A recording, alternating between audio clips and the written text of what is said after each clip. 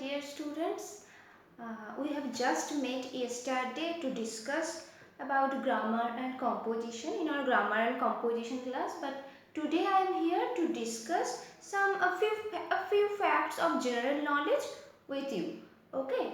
So today we will be discussing chapter number 10 and chapter number 12. At first we will discuss chapter number 10, which is museums around the world. Okay, I have again provided some informations and pictures related to that in your study material section. You may open the file and then see the video if you wish, because it will be easier to understand. Okay, so what is a museum? A museum is a building used for preservation, storage and exhibition of inanimate objects. Always the object should be non-living, inanimate. Okay, no living being is kept there. Which illustrate the human or natural history. So from a museum, from the inanimate objects stored in a museum, we can come to know about human or natural history. Okay. The Indian Museum was founded by the Asiatic Society of Bengal in 1784, in which the storage and preservation of antiques started in 1796. So it was founded in 1784 and the authorities started to store various things, various inanimate objects in that museum in 1796, and it was founded by whom? It was founded by Asiatic Society of Bengal. Alright, here are some pictures of famous museums in the world. So we have to write down the locations of these museums whose pictures are given in your book. First one, British Museum. British Museum is located in London. Okay, it's located in London. We should know a little bit about British Museum.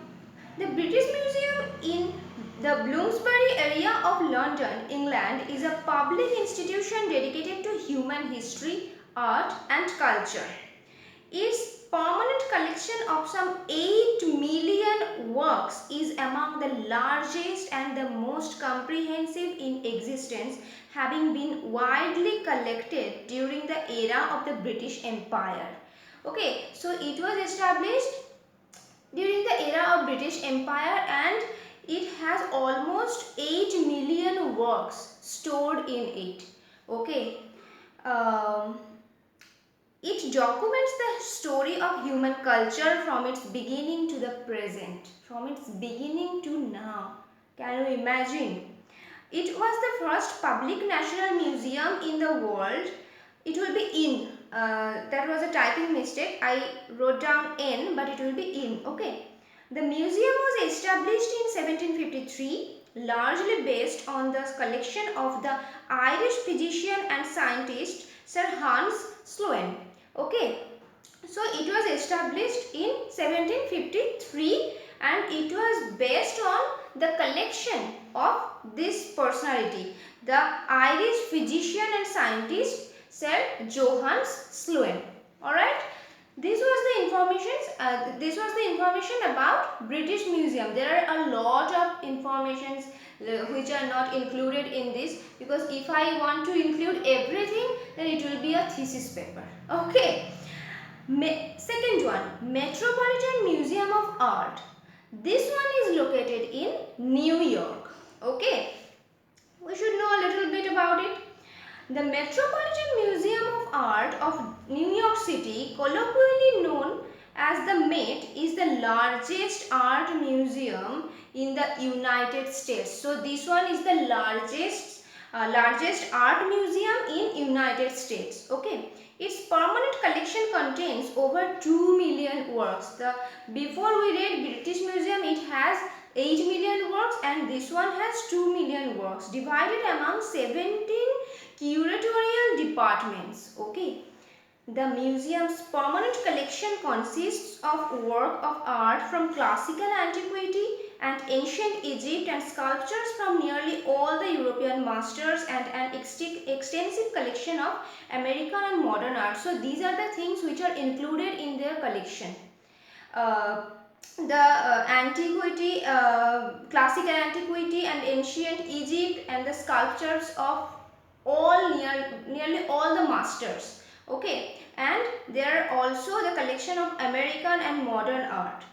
Okay, so next one is the Louvre Museum. Okay, so this one is located in Paris. Okay, this one is an art gallery of France. It was housed in part of a large palace in Paris. It is the world's most visited art museum with a collection that spans the work from ancient civilization to the mid 19th century. So, Metropolitan Museum, the British Museum, it actually, wait a minute, I'm telling you. Okay, sorry, the Louvre Museum, it actually records the works of ancient civilizations, works from ancient civilizations to the, not to the present time, to the 19th century. Okay. Next one is National Museum, which is located in India. Okay. This one is located in India. The National Museum in New Delhi, also known as the National Museum of India, is one of the largest museums in India. So in India it is one of the largest museums. Okay. The museum has various artifacts from the Harappan civilization, which is also known as Indus Valley civilization. It has the world's most representative collection of antiquities of the Harappan civilization, over 3500 objects that are on permanent loan from the Archaeological Survey of India to the museum. So those will always remain in that museum. Okay. Most famous among the objects is the dancing girl made in bronze, which belongs to the early Harappan period, skeleton excavated from Rakhi Garhi in Haryana, terracotta images of Mother Goddess and clay pottery. So these are the most important things that you can see in that museum. Alright. Next one is National Palace Museum, which is located in Taipei. Don't confuse National Museum with National Palace Museum. National Museum, as I just said, it is situated in India. It is located in India. But National Palace Museum, it is located in Taipei. Alright. The National Palace Museum, located in Taipei, Taiwan, has a permanent collection of nearly 7 lakh pieces of ancient Chinese and imperial artifacts and artworks, making it one of the largest of its type in the world. The collection encompasses 8,000 years of history of Chinese art from the Neolithic age to the modern. So it has collection of almost 7 lakh pieces, okay, of ancient Chinese imperial artifacts. So they are mainly the Chinese artifacts, okay. Now, next one, Rijksmuseum is located in Amsterdam. Okay. So, this museum was founded in The Hague on 19th November 1798 and moved to Amsterdam in 1808. So, at first it was founded in The Hague, then it was moved to Amsterdam in 1808, okay, where it was first located in the Royal Palace and later in the Trippenhuis. The museum has on display 8,000 objects of art and history from their total collection of 1 million objects from the years 1200 to 2000, among which are some masterpieces by Rembrandt, Frans Hals and Johannes Vermeer. The museum also has a small Asian collection which is on display in the Asian Pavilion. So it also has a great range of collection, as you can see, and it is situated in Amsterdam. The Acropolis Museum is located in Athens. Okay, the Acropolis Museum number 7, the Acropolis Museum is located in Athens. Okay. The Acropolis Museum is an archaeological museum focused on the findings of the archaeological site of the Acropolis, Athens. So it do research works on the archaeological sites to find the archaeological sites of Athens. Okay. The museum was founded in 2003 while the organization of the museum was established in 2008. Okay. It opened to the public on 20 June 2009. More than 4250 objects are exhibited over an area of 14,000 square meters. It's a huge area, and it has almost 4250 objects in its collection. Okay. Next one, Pergamon Museum, which is located in Berlin. So Pergamon Museum, it is located in Berlin. The Pergamon Museum is a building on the Museum Island in the historic center of Berlin and part of the UNESCO World Heritage. It was built from 1910 to 1930 by the order of German Emperor Wilhelm II. Wilhelm II, he was a German emperor, and he ordered to build this Pergamon Museum. Okay.